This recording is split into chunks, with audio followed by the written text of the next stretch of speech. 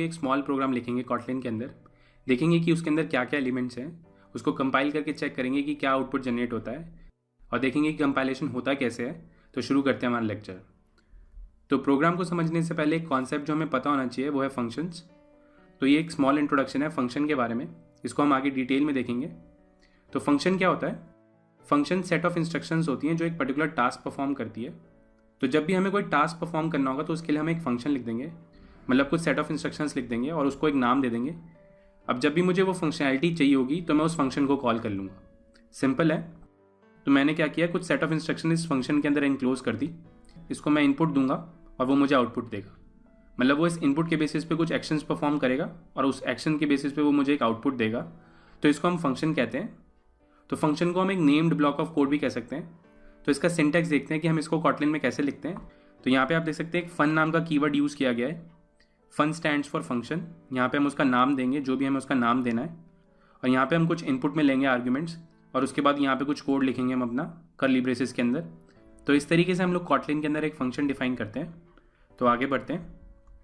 तो क्या होता है, जब भी मैं अपना प्रोग्राम रन करता हूँ तो जो हमारी JVM होती है यानी जावा वर्चुअल मशीन, वो हमारे सोर्स कोड के अंदर एक मेथड ढूंढ रही होती है मेन नाम का, मतलब एक फंक्शन ढूंढ रही होती है वो मेन नाम का, जिससे वो स्टार्ट करेगी अपना एग्जीक्यूशन। तो जो हमारा मेन फंक्शन होता है वो हमारा एंट्री पॉइंट होता है। तो जब भी आप कोई प्रोग्राम लिखेंगे उसके अंदर एक मेन मेथड डिफाइन करेंगे जहाँ से आपका एग्जीक्यूशन शुरू होगा। तो हम कुछ इस तरीके से अपना मेन फंक्शन लिखते हैं। तो यहाँ पे मैं लिखूँगा फन और मैं अपने फंक्शन का नाम दूंगा मेन।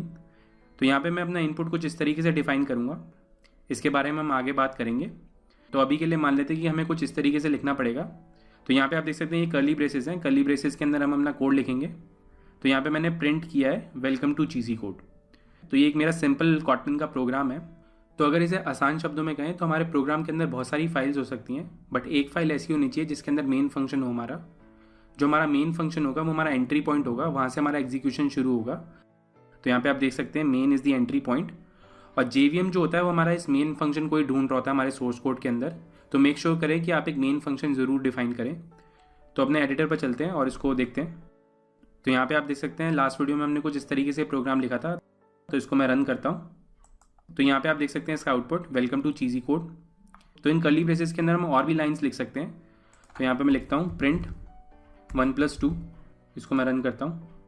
तो यहाँ पे आप आउटपुट देख सकते हैं वेलकम टू चीज़ी कोड और 3 आ गया है यहाँ पे। सिमिलरली मैं यहाँ पे एक और स्टेटमेंट लिखता हूँ प्रिंट फॉल्स और इसको रन करते हैं। तो यहाँ पे आप देखेंगे 3 और फॉल्स एक साथ आ रहा है। तो इस तरीके से हम लोग अपना मेन मेथड डिफाइन करते हैं।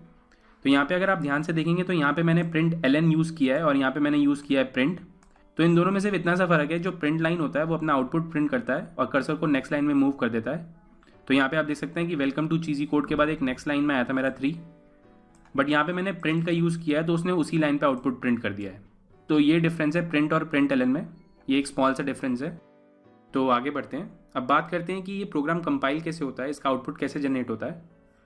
तो यहाँ पे आप इस स्लाइड को देख सकते हैं। तो जैसा कि मैंने बताया था कि आपका कॉटलिन का कोड और जावा का कोड दोनों एक साथ रह सकते हैं। तो यहाँ पे मैंने दोनों का एग्जाम्पल लिया है। तो यहाँ पे ये आपका जावा का कोड है, ये जावा C कंपाइलर से कंपाइल होगा और ये जनरेट करेगा आपका बाइट कोड। तो यहाँ पे कॉटलिन का कोड है, वो कंपाइल होगा कॉटलिन C-JVM से और ये भी बाइट कोड जनरेट करेगा। दोनों का बाइट कोड जो है वो मिलके JVM पे जाएंगे, प्लस कॉटलिन की एक रन टाइम की जार फाइल है वो JVM के साथ जुड़ के एक आउटपुट जनरेट करेगी। तो इस तरीके से ये कंपाइल होता है। तो अगर मैं अपने एडिटर पे जाऊँ तो यहाँ पे आप देख सकते हैं एक्सटर्नल लाइब्रेरीज के अंदर हमने कॉटलिन जावा रन टाइम इंक्लूड किया हुआ है। तो जब भी मैं इस प्रोग्राम को रन करता हूँ तो ये वाली जो जार फाइल है, ये वाली जो एक्सटर्नल लाइब्रेरी है, वो भी मेरी JVM पे जाती है जिससे वो इसका आउटपुट जनरेट कर सके। तो इस तरीके से इसका कंपाइलेशन होता है। तो यहाँ पे आप देख सकते हैं इसके आउटपुट में जाके, तो यहाँ पे आप देख सकते हैं इसका बाइट कोड है। तो ये था हमारा कॉटलिन के बारे में। अब बात करते हैं बाइट कोड की। तो अब इस बाइट कोड से मुझे अपना जावा का कोड निकालना है, मतलब मैंने कोड लिखा था कॉटलिन के अंदर, मैं देखना चाहता हूँ कि वो जावा में कैसे दिखता है, क्योंकि ये एक मॉडर्न रिप्लेसमेंट है जावा का। तो इसको हम कन्वर्ट कर सकते हैं। तो यहाँ पे मैं टूल्स पे जाऊँगा, यहाँ पे कॉटलिन वाला ऑप्शन पे जाके यहाँ पे आप देखेंगे कि ये ऑप्शन दे रखा है मुझे डीकम्पाइल कॉटलिन टू जावा। इसको मैं सेलेक्ट करूँगा। तो यहाँ पे आप देख सकते हैं मेरी कॉटलिन फाइल के लिए ये जावा क्लास जनरेट हुई है। तो इस तरीके से हम अपने कॉटलिन का बाइट कोड भी देख सकते हैं कि वो जावा में कैसा दिखता है। तो यहाँ पे आप देख सकते हैं